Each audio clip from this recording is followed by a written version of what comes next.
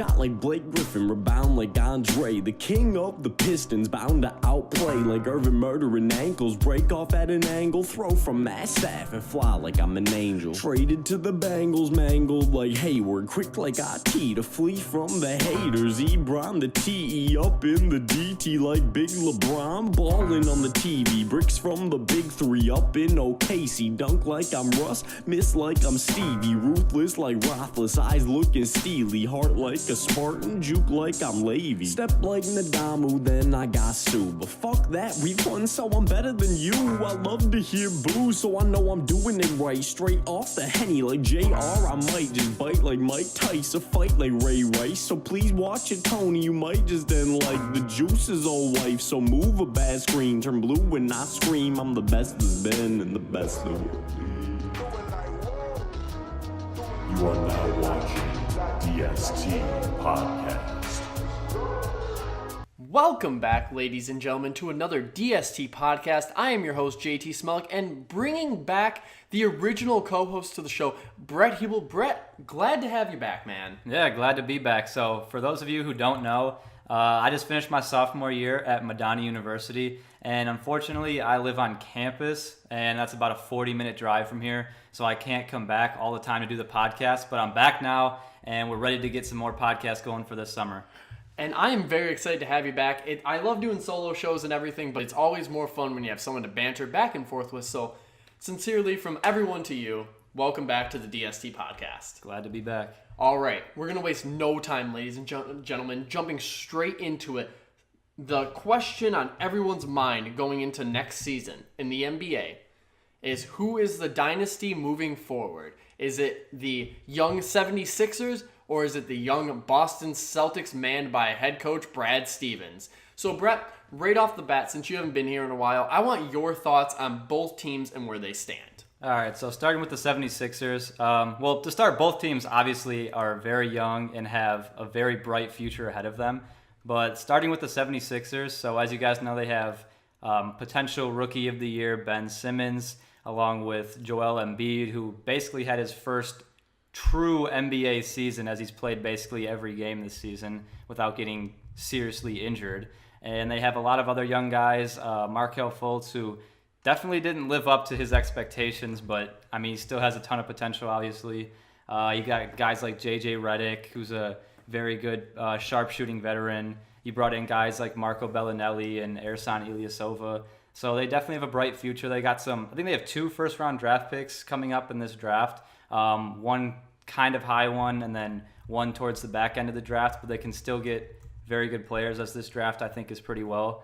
So I think they have a lot of potential, but the team that I'm more excited about going forward is the Boston Celtics. You've seen it this season, and unfortunately yesterday they lost to the Cavs in Game 7.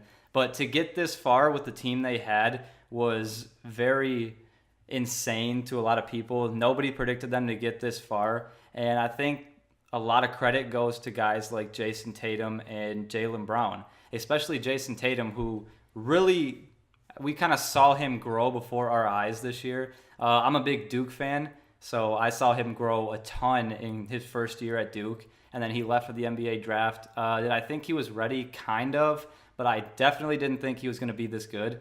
And so he's really come out the gate strong. And I really think the core that the Celtics have, I think they have the better potential to be better for years down the road. And also, if you look at their draft picks they have coming up, they have a ton of draft picks. I think I saw on ESPN this morning, they have a potential to have 4 first-round picks for next year's draft, which is just insane to me. So if I had to pick between the two to be a better dynasty going forward, it would be the Celtics.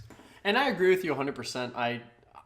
Here's my whole thing that is going on with the 76ers is I don't believe they're as great as everyone keeps saying they are. Yeah, they have Ben Simmons. Ben Simmons needs a lot of improvement in the offseason. But my main issue is I don't think Embiid is going to ever be as healthy as needed to be. And then I don't trust the I don't know where the organization gets all this credit for what they've been able to do, because how long have they been irrelevant? 7 years? Yeah. And I mean, when I mean irrelevant, I mean their team had no one. All right? You had a first-round pick every single year that was a top 5.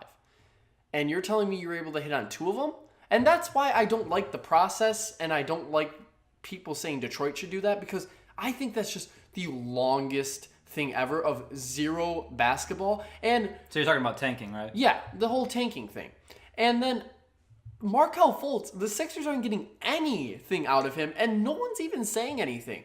And it amazes me that they're not Pistons fans. They'll trash whenever we pick anyone, but you're telling me that this was the guy you traded up for, that you needed to get. Embiid said, let's be a dynasty together. And you're telling me this is the apex of his career, not playing at all? It's like the Game of Zones thing. It's like he sits on the little sideline. Hey, Markelle, you going to come play yet? No, I'm good. I don't get where the trust in this organization is to lead them forward. And yeah, they and I'll give them credit. Good offseason moves getting Redick and Ilyasova, good journeyman. But when it comes time to really manage your stars, Ben Simmons went MIA in the playoffs. Let's not forget that. He needs to grow and develop a jump shot. Exactly. And my whole thing is I keep hearing about all the off-season things that they're going to do. They're going to go get a superstar in the off-season. Who are they going to get, Brett? You tell me. Let's be honest here. Who are they going to get? Yeah, I really don't know. I mean, everybody keeps saying LeBron, but I mean, let's be realistic. It's not going to be LeBron. And I think Paul George is a better fit than LeBron anyways. Wing shooter. That'd be a good thing for them, yes. And if you remember my podcast, I think back in February, I know it's a shot in the dark, and I still hold true to that. LeBron James is going to the Milwaukee Bucks. And just please, if I'm right, I will never stop talking about it. It's not looking good, but I still think that for LeBron's sake, I think that's what's best for him. And let's also not forget that J.J. Redick only signed a 1-year contract, so he's also a free agent. And I was going to ask you about that. What do you think Redick's going to command, and do you think they keep Redick and Ilyasova? I think he'll command probably similar to what he had. I think he had $23 million this year on a 1-year contract, so he'll command probably similar, if not more, because he had a great season. Do you think they will give it to him, the Sixers? That's the part where I'm not sure about, because everybody keeps saying they want to sign a superstar. So if they want to sign a superstar, they got a choice to make because they can't have both unless J.J. Redick wants to take a pay cut. And he did say he would love to stay there and play, but he didn't mention anything about a pay cut. So we'll see. Exactly. And that leads me to my next point is Ben Simmons. All I hear, and I'm high on Ben Simmons, let me tell you. During the regular season, I was like, he's so underrated with how good he is. And then the men's game started to come around. We started to watch the playoffs where the real superstars emerge. And what did I get? I got a 1-point free throw playoff performance in a critical game. That's not what I want out of my rookie of the year. Because let me tell you, my rookie of the year needs to be a leader. He needs to be able to take his team, put them on their back, and win a game. I.e. Donovan Mitchell. Donovan Mitchell is light years ahead of Simmons, in my opinion. But yet, I see the flashes from Simmons that I think he could be great, but I just don't think you need three-point shooting in the NBA. Yeah. You can't tell me that your point guard is going to be a cerebral assassin, the person who's able to steal a game for you when, let's say, 5 seconds left, down by 2, and you need a critical 3. If he's your main ball handler and can't shoot a 3, you're kind of screwed.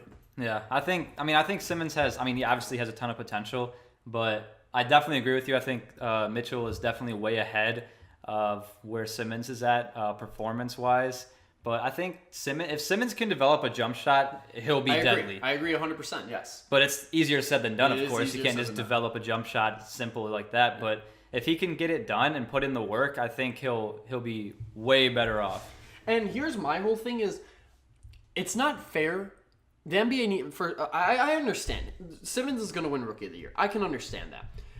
He's not the Rookie of the Year in my opinion because the hardest thing to do in any major league sport is make that 5 to 6 month transition from being in college, staying on a campus, to going and traveling around the United States, working with pros every single day, learning different schemes, learning a whole new offense, learning different defense, learning who your guys are, all the things you have to learn as a real rookie. He had a whole entire season where that's all he had to do was get bigger, watch film, and travel with the team and learn what it was like. When you see the Celtics rookie, Jason Tatum, when you see him and Donovan Mitchell doing all of that, and yet still overperforming because they shouldn't have to do all that's so hard to do when you're trying to learn all that stuff and still win basketball games like that. They don't get enough. It's not valued enough in today's league on how hard that is. And I've seen former NBA players. They say that's the hardest thing is understanding what the NBA is like compared to college. Yeah, and I think Mitchell said it the best. I mean, he was in one of his interviews. He said, "Look, if you had a year to prepare for a test, would you pass it?" Oh yes, exactly. That literally put everything into perspective. It was perfect the way he said it because even though yes, Simmons was in the NBA for a whole year, didn't play. But he was still, like you said, he was still there. He was experiencing the games. Getting bigger. He was doing stuff at practice, learning the chemistry with the team and all the plays and stuff like that. While Mitchell was still in college trying to get it done with Louisville. So now he comes up there with a whole year more of experience than what Mitchell and Tatum has. So of course he's going to be expected to do better. Exactly. And then you have Mitchell, who in my opinion should be the rookie of the year, who I think, even though Simmons may have the edge in stats just a little bit. He was in the Eastern Conference, which is a way weaker conference. I mean, not a single soul is expecting the Utah Jazz to even compete for a playoff spot, let alone beat OKC in the first round. And that was solely because of Donovan Mitchell's performance. Exactly. And yet all we hear about is how great Ben Simmons is when, technically speaking, Ben Simmons is in year 2. He's in year 2 no matter what you say. Yeah. Like, he has been out of college for 2 years now. So, technically speaking, in my opinion, I'm going to see how good Donovan Mitchell is next year, and I'm going to compare it to Ben Simmons' second year. Right. Because, in my opinion, the hardest thing, again, is the traveling. So that's why when people get so high on Ben Simmons, it's like, okay, that's not a rookie. Take a chill pill for a moment and understand that. Your rookie is sitting on the bench and not getting you any points. And while Boston, every time I question Boston, this is why I can't do it anymore. Every time I question them, changing like 50, 60% of their roster, it's done with elegance and grace. Every time I've doubted Brad Stevens, I get proved wrong. Kyrie's hurt, they're done. Gordon Hayward's hurt, they're going to be done. No, wrong. Next man up. Let's keep going. That's why. If you can't tell me the 76ers outlook looks better than Boston because they have the best coach in all of basketball. Yeah, and I also think they have one of the best GMs as well because Danny Ainge has done something that I don't think really anybody else would have been able to do. 2 seasons ago, what did I say to you about the Celtics first round pick? That needs to be traded for a superstar. I said they are foolish for sitting there with all those first round picks. How dumb do I look for saying that? They look like geniuses for holding it. Every time I've said Danny Ainge or Brad Stevens is wrong, they're right every single time. They're so smart.